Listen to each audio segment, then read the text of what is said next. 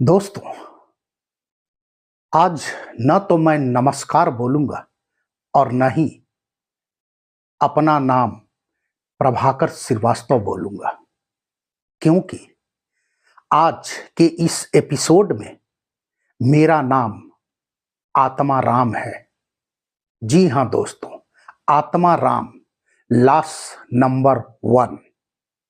दोस्तों, अब आप पूछेंगे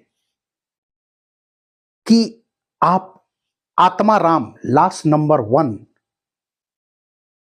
क्यों बने, कब बने? तो दोस्तों, कुंभ मेले के भगदड़ में जो लाशें जमीन पर गिरी, उन्हीं लाशों के बीच में से मैं एक लाश हूं। जी हां, शायद मैं लाश नंबर 1 हूं। दोस्तों, आप तो ये तो समझ गए होंगे कि आखिर मेरा नाम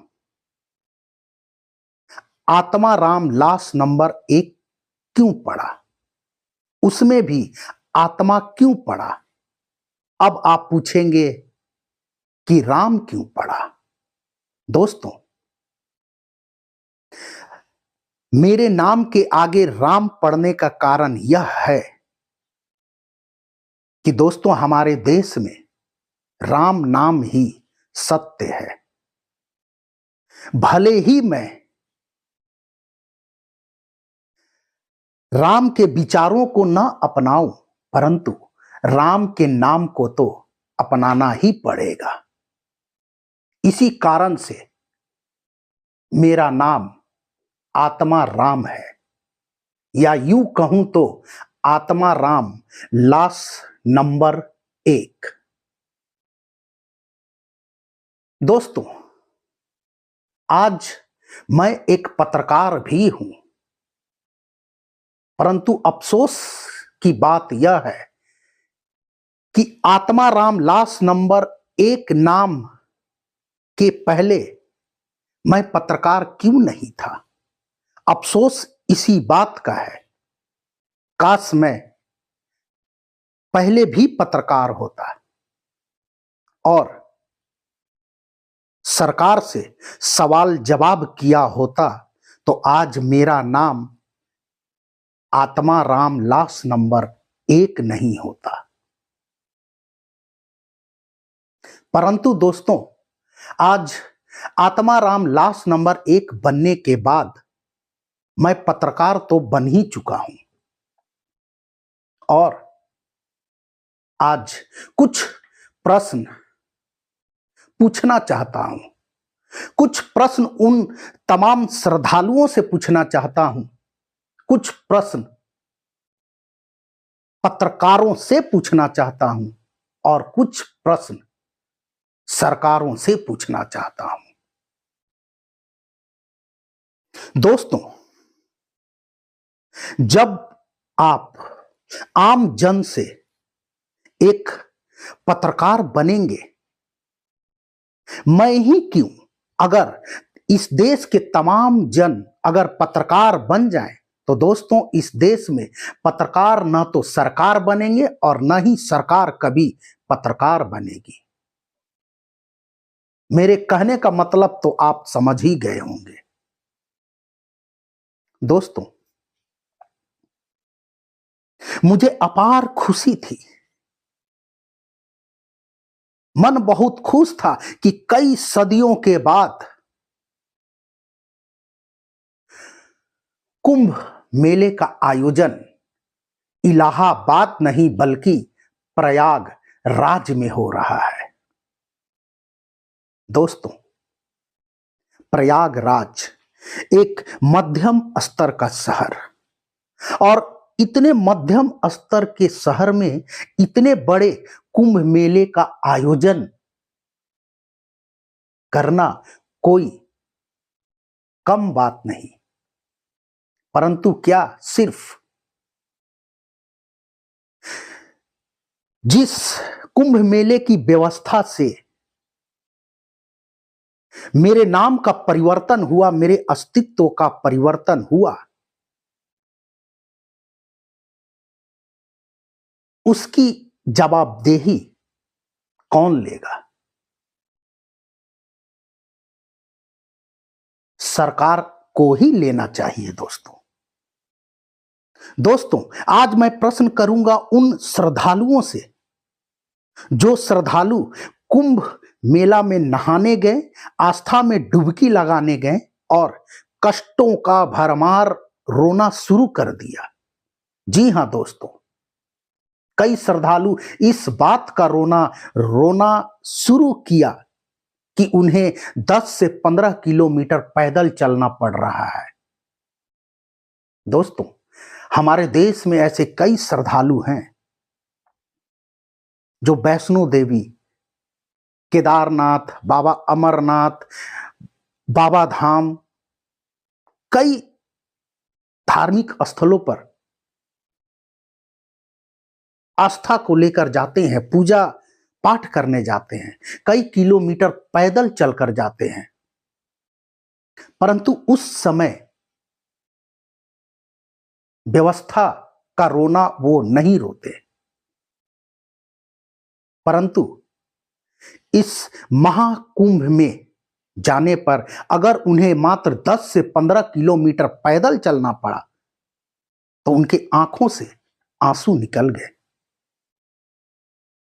दोस्तों, मैं उन तमाम श्रद्धालुओं से माफी चाहता हूं दोस्तों, क्योंकि वैसे श्रद्धालु जो 10 किलोमीटर भी पैदल चलकर आस्था में डुबकी लगा नहीं सकते और थोड़ी मोड़ी व्यवस्थाओं की कमी को उजागर करते हैं दोस्तों, तो माफ कीजिएगा, आप श्रद्धालु नहीं बल्कि आप पर्यटक हैं।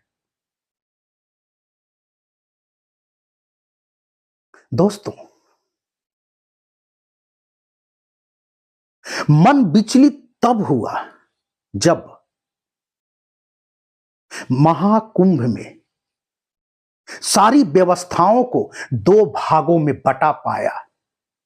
जी हां दोस्तों, एक व्यवस्था अमीरों की और दूसरी व्यवस्था गरीबों की।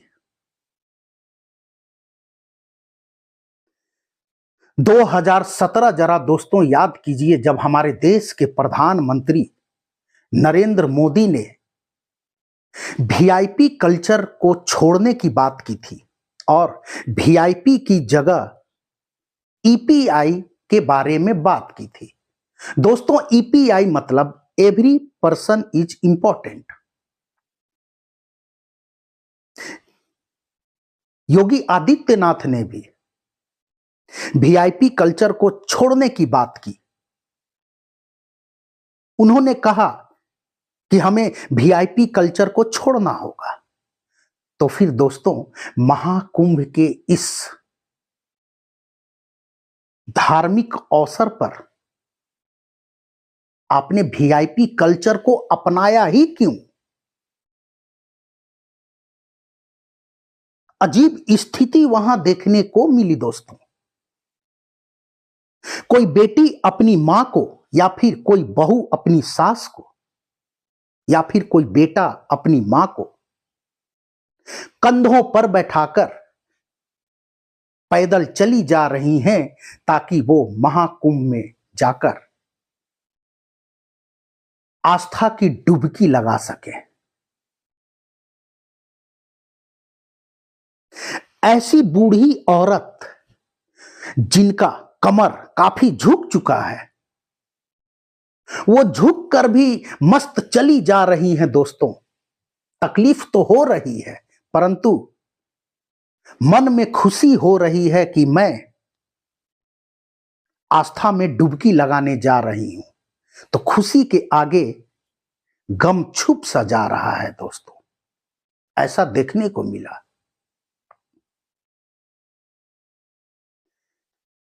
योगी आदित्यनाथ को दोस्तों क्या उन बूढ़ी माओं की व्यवस्था करनी नहीं चाहिए थी? अगर वहां की सरकारें योगी आदित्यनाथ मुख्यमंत्री उत्तर प्रदेश, दोस्तों अगर कुछ असमर्थ लोगों के लिए अगर कुछ व्यवस्था कर देते ताकि एक व्यक्ति या फिर एक औरत अपनी मां या सास को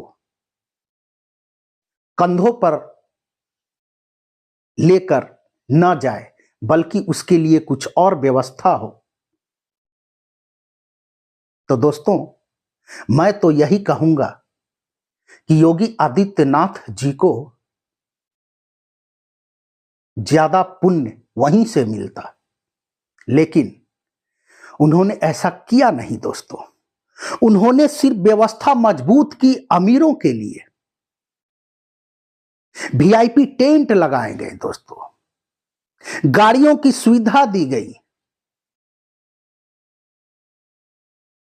अमीर अपने गाड़ी पर बैठे और तट तक गाड़ी से ही सफर तय कर रहे हैं।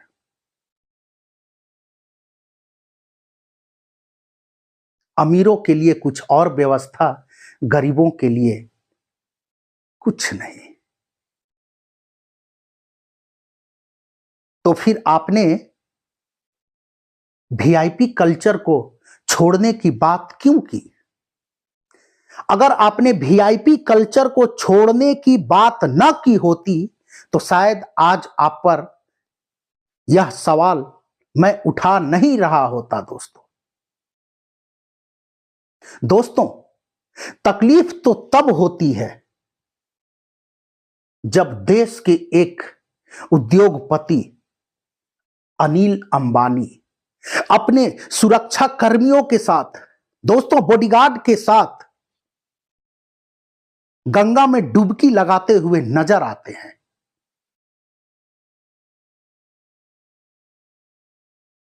और महज चंद रुपए के खातिर इस देश में किसान आत्महत्या करने पर मजबूर होते हैं।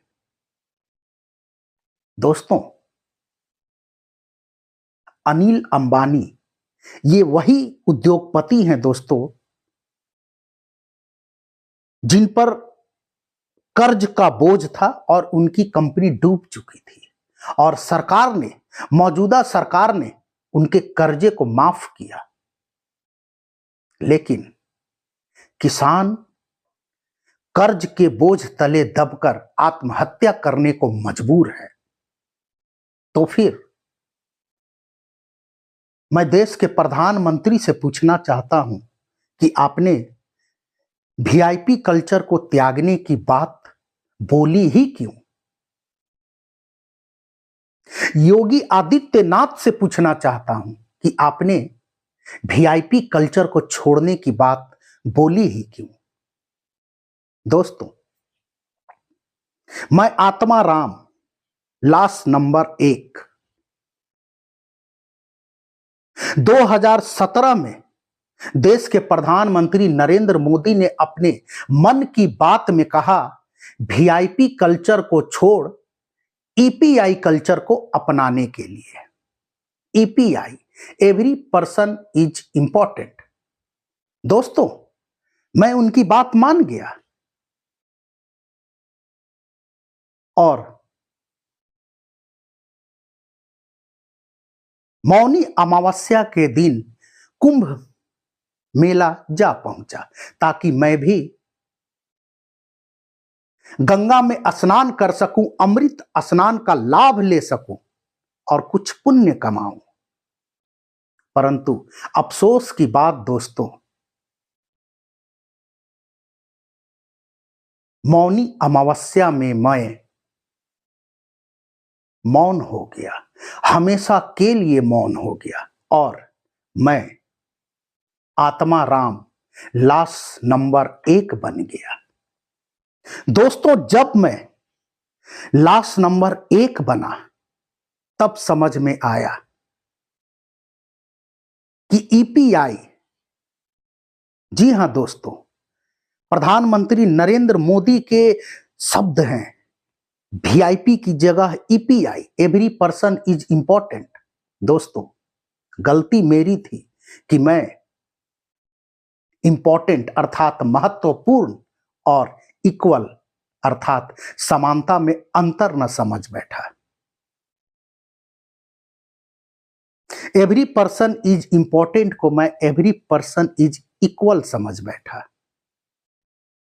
और मौनी अमावस्या के दिन मुझे समझ में आया कि मैं गलत था।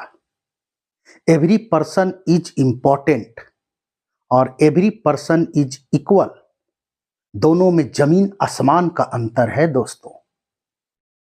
जी हां, देश के प्रधानमंत्री नरेंद्र मोदी ने बिल्कुल ठीक कहा था कि मैं इस देश में वीआईपी कल्चर को छोड़ ईपीआई को अपनाऊंगा। Every person is important. तो दोस्तों,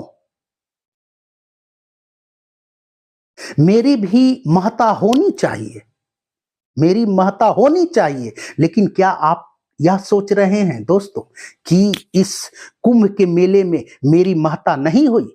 दोस्तों, मेरी भी महत्ता हुई, मैं भी वहां महत्वपूर्ण रहा दोस्तों। परंतु अफसोस की बात कि मैं वहां महत्वपूर्ण लाश की गिनती करने में हुआ। लाश नंबर 1। जी हां दोस्तों, मेरी महत्ता वहां बनी जब लाशों की गिनती शुरू हुई। लाश नंबर 1, मैं वहां पर बिल्कुल फिट बैठा और उस जगह पर मेरी महत्ता तो जरूर बनी दोस्तों। अगर मुझे यह पता होता कि एवरी पर्सन इज इंपॉर्टेंट और एवरी पर्सन इज इक्वल, दोनों नरेंद्र मोदी जी के अनुसार अलग अलग हैं दोस्तों, तो शायद मैं मौनी अमावस्या के दिन तो बिल्कुल ही कुंभ मेला नहीं जाता। परंतु अब वो वक्त तो गुजर चुका है, वो वक्त तो गुजर चुका है दोस्तों, और मैं भी गुजर चुका हूं।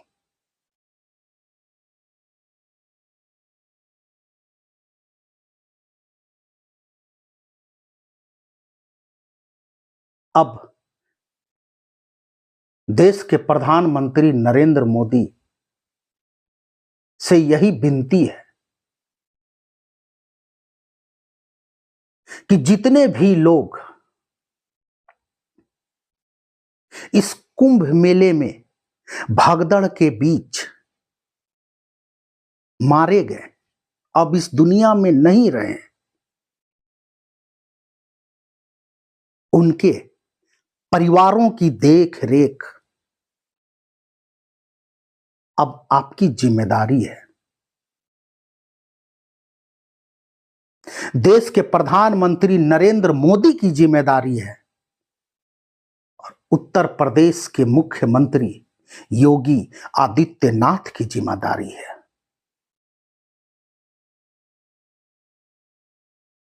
दोस्तों,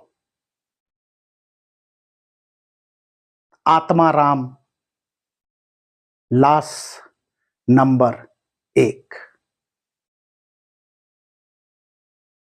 जाते जाते नमस्कार दोस्तों।